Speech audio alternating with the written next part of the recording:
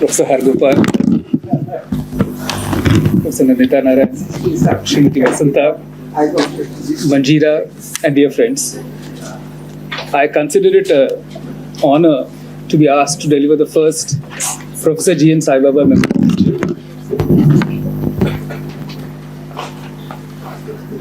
Just a few days before he passed away, we had a telephonic conversation discussing what our strategy should be in the appeal that had been filed by the state in the Supreme Court. And it took me by great surprise to learn after a few days that he was not around. I have at a distance admired the courage of Professor Sai Baba and the positivity that he emanated. From what I heard the previous speakers say, here is a person who was never cynical, never defeatist, and always lived with hope, not for just himself, but for several others awaiting justice. I want to begin today's lecture by talking about three scenarios which I think will describe the status of academic freedom in India today. The first scenario goes like this, and these are real stories, not fiction. In December 2022, the Madhya Pradesh police booked Professor Inamul Rahman, principal of the government New Law College in Indore, for allegedly keeping a Hindu-phobic and anti-national book in the college library. This book was titled Collective Violence and Criminal Justice System, co-authored by Dr. Sheetal Kanwal and Dr. Farhad Khan. This book was in the GNLC library since 2014. Dr. Rahman joined the GNLC 5 years later in 2019. The book, according to the Akhil Bharatiya Vidyarthi Parishad, the ABVP, which is the student wing of the Rashtriya Swayamsevak Sangh, the RSS, this book talked about the emergence of Hindu communalism as a destructive ideology. It is also supposed to have said that the Vishwa Hindu Parishad and other Hindutva outfits seek to establish a Hindu majority state and want to enslave other communities. The book had been already revised in 2021 to remove the so-called offending portions. The Madhya Pradesh Higher Education Minister, Mohan Yadav, who now happens to be its Chief Minister, instituted an inquiry into how the book was being allowed to be used for reference in the college. Acting on a complaint by a second-year LLM student, Lucky Aidwal, who was a member of the ABVP, the Home Minister Narottam Mishra ordered the registration of an FIR under several provisions of the IPC. Section 153A, promoting enmity on grounds of religion, race, place of birth, residence. Section 295A, malicious acts intended to outrage feelings, religious feelings of any class. Section 500, criminal defamation. Section 504, intentional insult with an intent to provoke and breach peace. Section 505, statements conducting to public mischief. The FIR also named, apart from Professor Rahman, Dr. Farhad Khan, the co-author of the book's publisher, Amar Law Publication, and Professor Mirza Mojiz Beg. The Supreme Court stayed the arrest of Rahman and Beg. Rahman resigned as principal. The other two never returned to Indore. In May 2024, about 18 months after this happened, the Supreme Court of India quashed the FIR, terming it to be absurd. But the damage was done. None of the three could teach at the government New Law College again. The second scenario goes like this. A shocking video emerged in the social media in the last week of August 2023. In it, Tripti Tyagi, a teacher at the Neha Public School in Muzaffarnagar district in northern Uttar Pradesh, could be seen asking each of the students in her class to slap their 7-year-old classmate, who was a Muslim. As the boy stands fearfully wailing with each slap, the teacher is heard asking the other students to do it properly. The superintendent of police of the district later told reporters that the teacher told the students to hit the boy for not remembering his timetables. The SP further disclosed that the teacher's justification was, when mothers of Mohammedan students don't pay attention to their children's studies, their performance is ruined. The third scenario. On 9th August 2023, a 17-year-old Dalit male student in a partly aided school in Nanganeri, which is a town in Tirunelveli district in Tamil Nadu, was brutally attacked by sickles by his 3 classmates who were Maravars, an intermediate dominant caste forming part of the Mukkulathors. When his younger sister tried to save him, she too was attacked. What had provoked the brutal assault? Irked by the Dalit boy doing well in his class, far better than them, the dominant caste boys would constantly harass, humiliate and taunt him with caste slurs and ask him to perform menial tasks for them. To avoid this, he stopped going to school.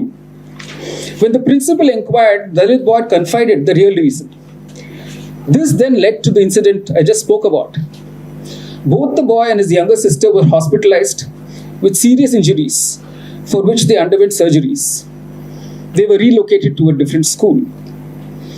Within 3 days of this incident that sent shockwaves throughout Tamil Nadu, the government, after making all the right noises, appointed Justice K. Chandru, a former judge of the Madras High Court, as a one-man committee to suggest measures to be taken to create an atmosphere free of caste creed differences in schools and colleges in Tamil Nadu. Why was this necessary? As the New Indian Express reported in November 2015, school children in parts of Tirunelveli were wearing wristbands in different colors, each indicating the particular caste to which they belonged. It is red and yellow for the Tevars, blue and yellow for the Nadars, saffron for the Yadavs, all socially and politically powerful Hindu communities that come under the most backward classes category, while students of the Dalit community of Pallars wear wristbands in green and red, and the Arundhatiyars, also Dalits, wear green, black and white. 4 years earlier, in August 2019, the Tamil Nadu State Education Department had issued a circular discouraging the practice in schools. The most vehement opposition to this move came from the BJP National Secretary, H. Raja, who tweeted that tying threads on wrists and wearing tilaks on foreheads are related to Hinduism. Banning these in schools, he said, was a blatant anti-Hindu action. He also asked, does the school education director have the courage to ban symbols of other religions? The above instances, the 3 instances I spoke of, give us a fair idea on where we stand on academic freedom in our country. The expression academic freedom has been deliberated and debated upon sufficiently the world over, mainly because it faces threats universally, even more than ever before. An updated version of the Academic Freedom Index, prepared by the FAU Institute of Political Sciences and the VDEM Institute, was brought out in 2025. It gives an overview of the state of academic freedom across 179 countries. Its analysis showed that countries with anti-pluralist parties in government have lower levels of academic freedom than those where anti-pluralist parties have little to no political influence. It knows how anti-pluralist parties lack commitment to the democratic process as the legal means of gaining and losing power. Once installed in power, anti-plural parties tend to deepen differences between political camps, reduce the space for public contestation, and undermine mutual forbearance. In the Academic Freedom Index of 2025, India features at the bottom 10 to 20% of countries where academic freedom is completely restricted. This is a huge dive from 2013, when it was within the category of fully free, and 2022, when it had fallen to mostly restricted. India features in the index just above Syria, Iran, Laos, and Palestine. India performs worse than even Hungary, Hong Kong, Sudan, Yemen, Bangladesh, and Russia. The AFI reveals that more than half of the world's population currently lives in completely restricted or severely restricted levels of academic freedom. Whereas in 2006, approximately 4 billion people lived in places with robust environments for academic freedom. Today, that number has declined by more than a quarter to 2.8 billion. A report titled Free to Think is brought out periodically by an international coalition of academics and experts named Scholars at Risk, SAR. In the latest version, SAR has assessed data collected from 1st July 2023 to 30 June 2024 of 391 attacks arising from 313 incidents in 51 countries and territories. The SAR report talks of the concerning trends in 18 countries, which includes India, over the past decade. India is among the countries where universities have cancelled lectures, poetry readings, and film screenings related to violence in the Middle East. Often, university leaders have justified the cancellations by expressing unspecified security concerns. India also figures amongst those countries where state and higher education officials call in the police or security forces to break up protests. The academic freedom that these empirical studies speak of can be best understood by referring to the report released on 31st May 2024 by the Working Group on Academic Freedom, comprising international experts constituted under the aegis of the United Nations. They have prepared a set of 9 principles for implementing the right to academic freedom.